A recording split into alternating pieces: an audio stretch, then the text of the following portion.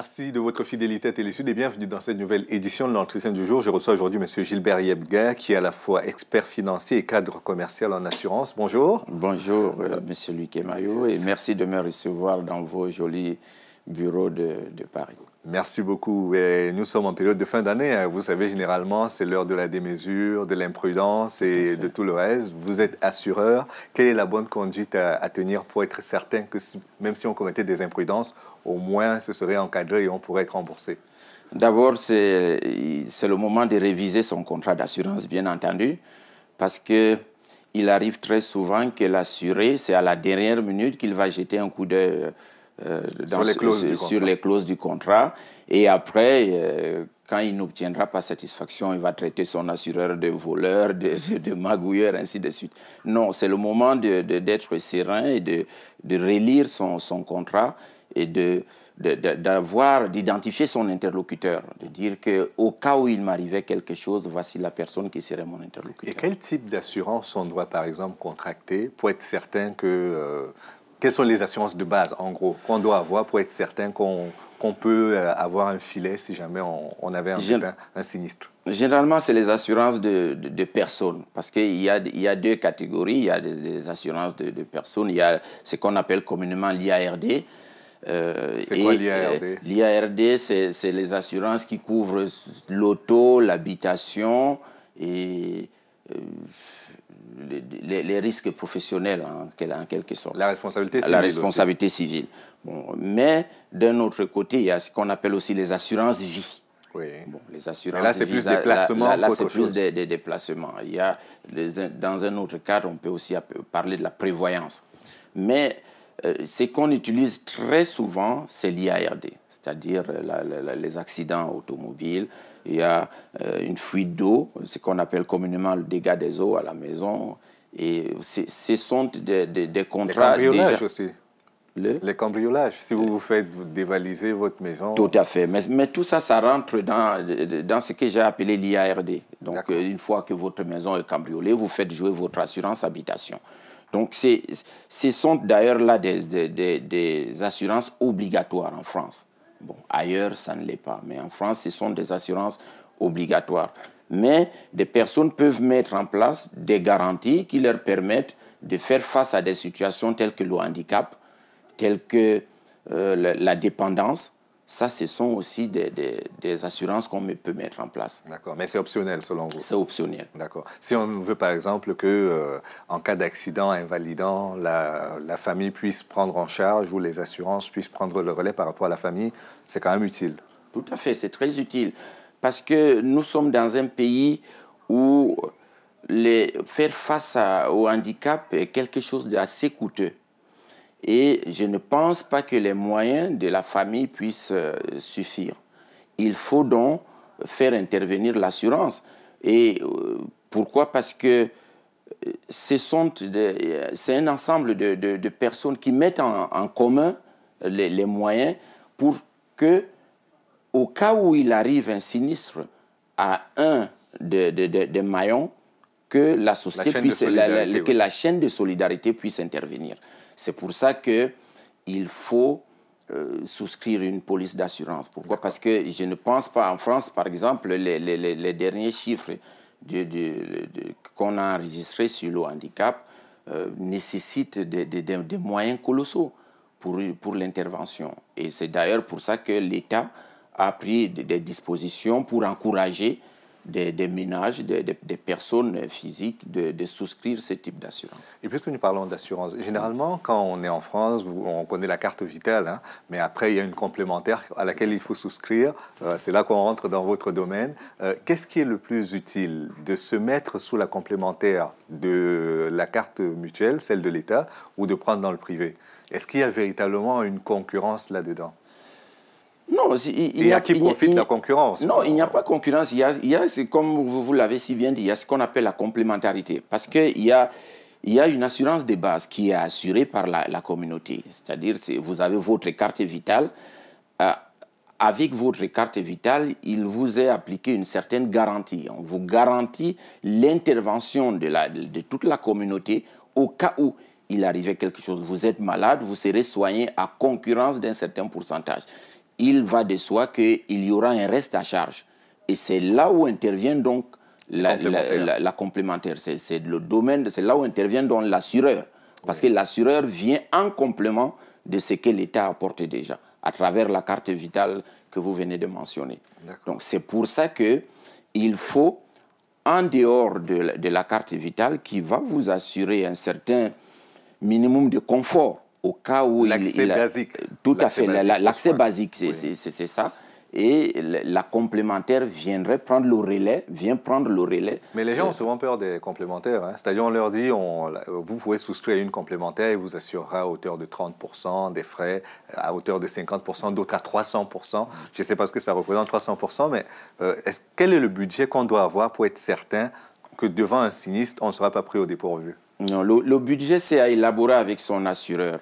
Et c'est là toute la problématique aujourd'hui, parce que il y a des brebis galeuses dans la profession, bien entendu. Il faut faire avec des compagnies sérieuses qui vous allouent un conseiller, qui vous affecte quelqu'un qui viendra vous donner le conseil et qui est expert en la matière, qui va vous apporter son expertise en vous expliquant tous les mécanismes qui vont se mettre en marche au cas où il y a quelque chose. Pour un foyer modeste qui n'a pas plus de 1 500 € de revenus, qu'est-ce que vous lui conseillez en termes d'assurance pour ne pas être pris au dépourvu devant les... Et surtout s'il y a des enfants à côté, plus de 2 enfants? Non, mais on ne peut pas donner un conseil général aujourd'hui. Pourquoi? Parce que les complémentaires sont devenus comme des costumes qui sont taillés en fonction de la famille. Parce que vous vous rendez compte, M. Kemayou, vos besoins aujourd'hui en matière de santé ne sont pas les miens.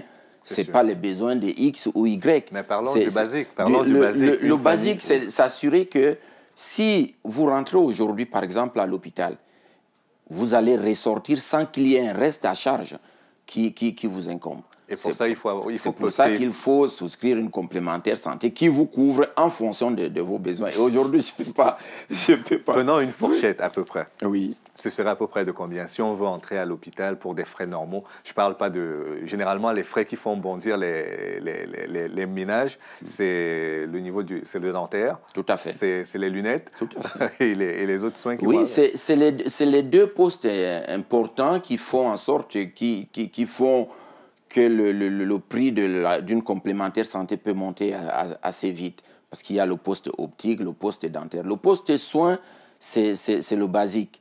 Et bon, comme vous voulez tellement les chiffres, aujourd'hui, les derniers chiffres de la sécurité sociale disent que quand on est hospitalisé en France, pour une journée d'hospitalisation, le reste à charge varie entre 400 et 450 €.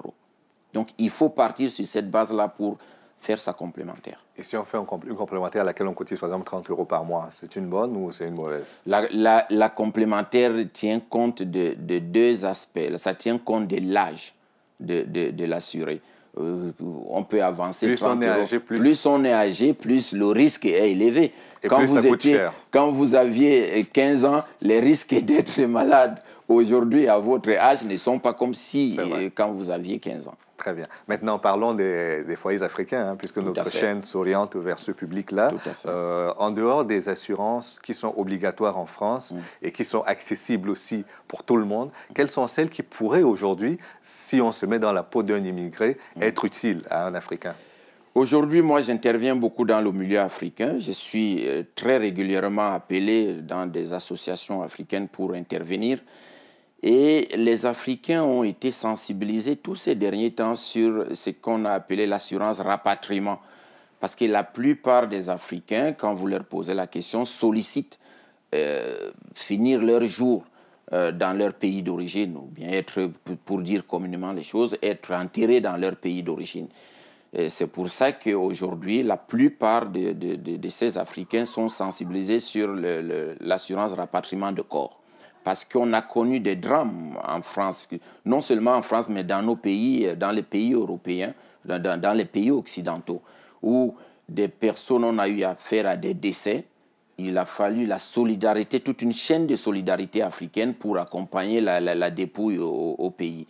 Donc aujourd'hui, il y a des produits d'assurance qui permettent de faire face à cette situation-là. Est-ce qu'on peut en parler avec des chiffres, là aussi? Aujourd'hui, ça dépend du capital qu'on souhaite souscrire. Parce que c'est... Si c'est juste pour faire rentrer le corps Pour faire au rentrer, pays, on acheminer... estime aujourd'hui que pour faire rapatrier un corps de la France au Cameroun, ça aussi entre 4 500 et 5 000 euros. Il faut donc partir sur ces capitales-là pour fixer la prime.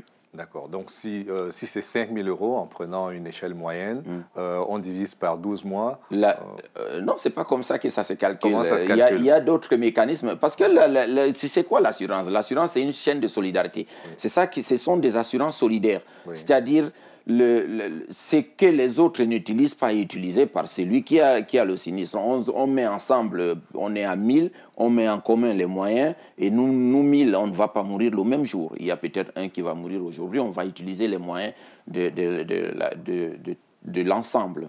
C'est à peu près calqué sur le système de retraite française, c'est-à-dire qu'on appelle le système par répartition, c'est-à-dire la solidarité intergénération. Donc c'est à peu près le même système. D'accord. Et quand on va en vacances pour fêter au pays avec les siens, si on tombe malade, si on a besoin d'être rapatrié, qu'est-ce qui aide dans ce cas-là? De revenir en France, je veux dire. Ce n'est pas le rapatriement dans l'autre sens. Oui, mais aujourd'hui, on a beaucoup de choses qui peuvent aider. Il y a déjà votre carte bancaire, parce qu'avec votre carte bancaire, vous bénéficiez d'une assistance. Vous verrez même derrière...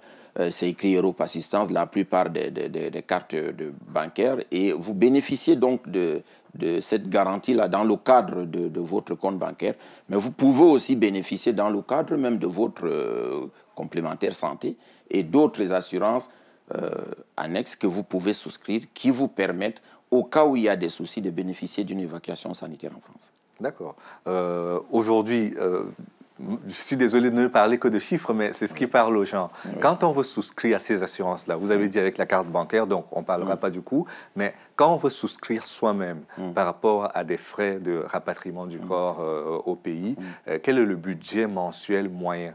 Le budget mensuel moyen pour le rapatriement du corps, par exemple, au pays est de 15 euros.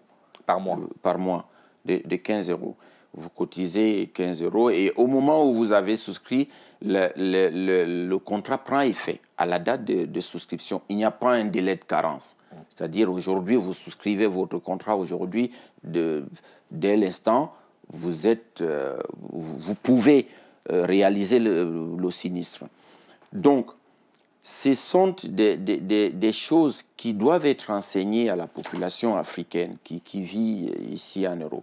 Et c'est le travail que j'ai fait aujourd'hui. Je suis régulièrement invité pour intervenir dans ce domaine-là. Très bien. Ben, si nos téléspectateurs sont intéressés, on ne manquera pas de leur communiquer vos coordonnées afin qu'ils puissent vous joindre. Merci encore, M. Gilbert Yabga, d'être venu pour nous en parler.